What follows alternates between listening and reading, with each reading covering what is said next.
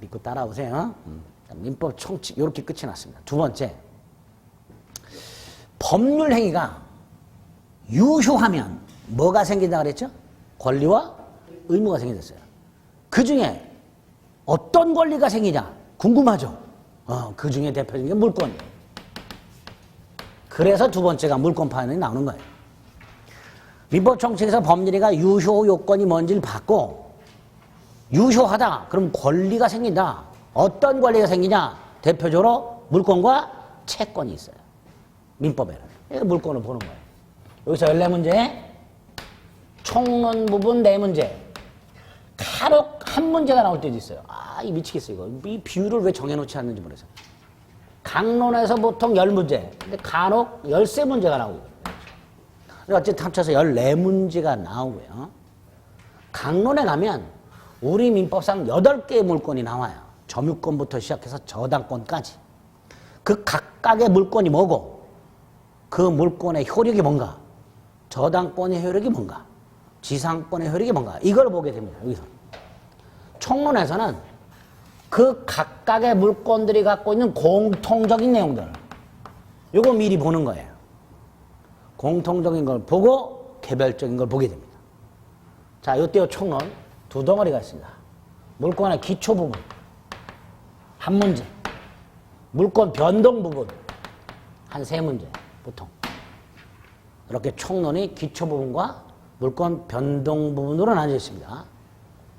기초, 물권의 뜻, 그리고 그 특징, 이게 첫 번째로 나와요. 물권의 뜻과 성질이 나옵니다. 자, 물권이 뭐냐? 물건, 여러분들이 돈 주고 사신 책, 그 다음에 뭐 자동차, 주택가처럼 동산이 됐든 부동산이 됐든 우리가 물건이라고 생각하고 있는 것들, 그 물건을 사용, 수입, 처분하는 권리, 이게 물건이에요. 물건을 사용, 수입, 처분하는 권리. 요거를 물건을 지배한다. 이렇게 말을 해요. 물건을 사용, 수입, 처분하는 걸 뭐라 한다? 지배한다. 이렇게 말해요. 문제는 어떻게 지배하느냐? 절대적으로 지배하고, 직접적으로 지배하고, 독점적으로 지배를 합니다. 요 3가지 개념, 요거를 이해하시면 돼요. 물권이 뭔지는 직관적으로 다 알아요. 물건을 사용하는 권리, 물건에 대한 권리, 그게 물권이야. 내가 어떤 물건을, 책이 됐든 옷이 됐든 자동차가 됐든 뭘 내가 사용하는 거, 이게 물권이야. 다만 어떻게 사용하느냐? 이렇게 사용해요. 요거 개념을 기억해야 돼요. 그러려면 채권과 비교로 간단해요. 채권은 채권자가 사람이죠. 채권자라는 사람이 채무자라는 사람한테 돈을 갚아라 라고 청구하는 권리, 이게 채권이에요. 채권은 뭐라고요? 채권자가 채무자에게 뭐뭐 하라고 청구하는 권리, 이게 채권이에요. 돈을 갚아라, 채권이죠. 여러분이 이정환에게 민법 강의하라, 채권입니다. 여러분은 저에 대한 채권자예요. 저는 채무자고. 이게 채권인데, 첫째, 채권은 채무자한테만 행사할 수 있죠. 을이 갑에게 돈을 빌려줬는데 병한테 갚아라 청구할 수 있다 없다? 없어요. 결국 채권은 특정한 채무자한테만 주장 행사할 수 있습니다. 이걸 상대적 권리라고 해요. 특정인에게만 행사, 이게 상대적 권리. 반면에 물권은 누구에게나 주장, 이게 내 거다라는 사실을 나한테 이 물건을 판 사람한테 뿐만 아니라 옆 사람, 길 가는 사람, 대한민국 누구에 대해서도 주장이 가능해요. 이게 물권의 특징이에요. 누구에게나 주장할 수 있다, 채무자에게만 주장할 수 있다. 그걸 각각 절대적 권리, 상대적 권리 이렇게 말을 해요. 두 번째, 채권, 돈 갚아라. 안 갚으면 공허한 메아리에 불과하죠. 돈을 갚아라 그랬을 때 갑이 갚아줘야 채권은 만족을 얻게 돼요. 채권이 실현이 되고 채권이 만족을 얻으려면 채무자의 협조가 필수적입니다. 이런 걸 간접적이라고 말을 해요. 타인의 협조가 필수적인 권리, 그걸 뭐라 하나? 간접적 권리. 반면에 물권, 내가 내 책에 밑줄을 긋는 거, 책이라는 물건을 사용하는 거죠. 옆 사람한테 네가 자주면 되죠. 협조를 해줘야 돼요. 옆 사람이 밑줄 긋을 때. 내가 그면 그냥 그면 되죠. 내가 그냥 직접 그면 돼요. 그걸 직접적 권리. 타인의 협조가 필요 없다, 있다. 그거를 직접적, 간접적 이렇게 불러요. 마지막으로 채권. 자, 여러분은 다 저한테 민법 강의하라고 청구하는 채권을 갖고 계신다 그랬죠. 근데 어떤 분이 한 분이 저한테 오셔갖고 저를 저기 구석으로 데려간 다음에 민법을 나한테만 독점적으로 강의하라.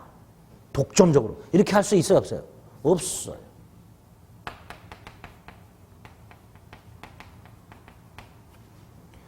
동일한 내용의 채권이 평등하게 존재해요. 채권은 독점성이 있다, 없다? 없다. 반면에 내 물건은 나만 사용. 그러니까 뭐예요? 독점적 이렇게 되죠. 그렇죠? 이렇게 물권의 뜻과 그 특징을 채권과 비교해서 머릿속에 간단히 넣어두세요. 지금까지 30회 시험 중에서 딱 한 번 나왔었어요. 물권과 채권을 비교하라 이렇게. 혹시 나올 수 있으니까 간단하게 비교하실 수 있어야 됩니다. 두 번째가 물권의 주체라고 누가 물권을 가질 수 있는가 감사하게도 우리 시험범위가 아니고요. 나중에 공동소유 가서 간단히 설명을 드릴 겁니다. 이거는. 세 번째, 물권의 객체라고 해서 물건이 나오는데요. 이것도 감사하게도 우리 시험범위가 아니에요. 물건도.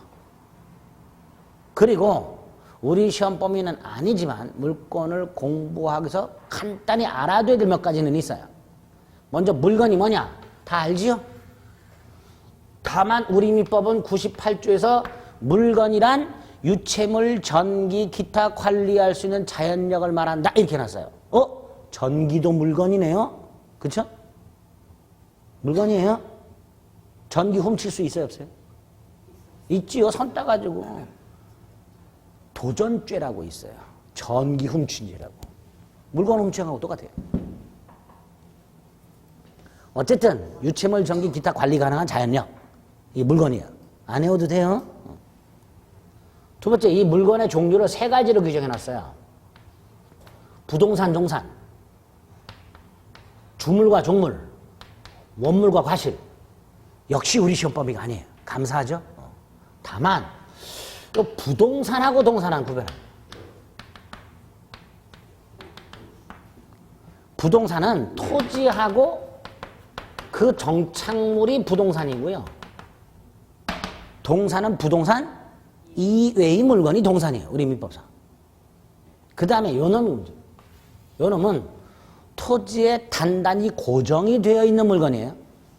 뿌리 박고 있는 거예요. 요놈들 중에서 건물하고 건물 이외의 정착물이 있어요. 요때 요 건물은 토지와는 별개의 독립한 부동산이에요. 그래서 토지 등기부, 건물 등기부 따로 있죠. 토지 소유권, 건물 소유권 따로 있어요. 반면에 요놈들은 토지의 일부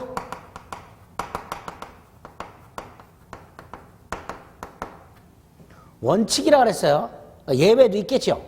어쨌든 예외는 조금 이따 나중에 보고 원칙은 토지의 일부예요. 그러니까 예컨대 수목 같은 것들은 별도의 권리 객체가 되는 게 아니라 땅의 일부예요. 땅의 일부. 그래서 우리 민법상 원칙적으로 부동산은 두 개, 토지하고 건물 이렇게 됩니다. 일단 물건이란 게 이런 거다라고 기억을 하시고 그 다음에 요 물건에서 우리 시험에는 나올 수 있는 게 일물권, 일물, 일권주의라는 게 있어요. 요거 간단히 이해하시면 돼요. 물권은 아까 독점적인 걸 특징으로 한다 그랬어요. 그러니까 당연히 물건이 하나라면 소유권도 하나여야 된다. 이걸 일물, 일권주의라고 합니다. 일몰 일권주의. 다만 예외가 있을 수 있죠. 예외가 있을 수 있어요. 그 예외를 나중에 이거 두 가지만 생각을 해볼게요. 하나는 건물이 있어요. 건물이 하나가 있어. 이걸 동단위로 판답니다. 한 동 건물이 하나의 건물이에요. 그럼 그 한 동 건물에는 소유권이 하나만 있어야 돼요. 그런데 아파트 생각해 보세요. 101동에 호마다 소유권이죠. 그럼 예를 들어서 101동 한 동 건물에 40세대가 있어. 그럼 소유권이 몇 개가 있는 거예요? 40대. 아, 예외가 나오네, 예외가. 예외가 있을 수 있다. 이제 그게 시험에 나오게 될 거예요. 또 하나. 건물 이외의 정착물들은 토지의 일부라고 그랬죠. 그런데 이 건물 이외의 정착물 중에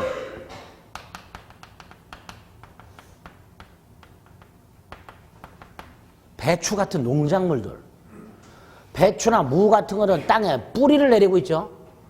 토지에, 토지에 있는 건물 아닌 정착물이에요. 따라서 이건 토지의 일부가 돼요. 그런데 내가 배추를 경작해가지고 팔을 때 배추만 뽑아서 팔아요? 땅하고 같이 팔아요? 배추만 팔죠. 무슨 뜻이에요? 원래는 토지 일부지만 따로 취급하는 거죠. 다시 말해서 토지 소유권 외에 배추에 대한 소유권을 따로 인정하고 있는 거예요. 이런 것들이 뭐가 된다? 일물, 일권주의 예외가 됩니다. 요거를 나중에 조금 더 생각을 해줘야 돼요. 그래서 물권의 객체 자체는 우리 시험 범위가 아니지만 그 물권의 객체가 그래서 일물, 일권주의라는 게 하나 나오고 그와 관련된 예외 몇 가지를 나중에 추가해서 정리하셔야 되는데 오늘 예외 중에 두 개를 봤어요. 아파트와 같은 건물을 집합건물이라 하고요. 집합건물을 각 호마다 소유권이 있다고 그랬죠? 그걸 구분 소유권이라고 했어요.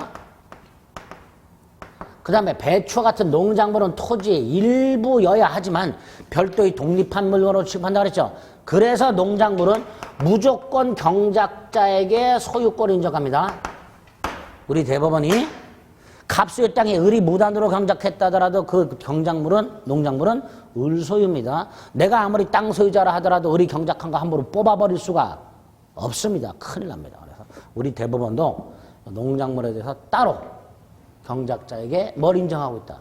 소유권을 인정하고 있다. 이렇게 돼요. 이 물권의 기초 중에서 물권의 의성질과 객체와 관련된 일몰 일권주의 여기까지 설명을 드렸어요.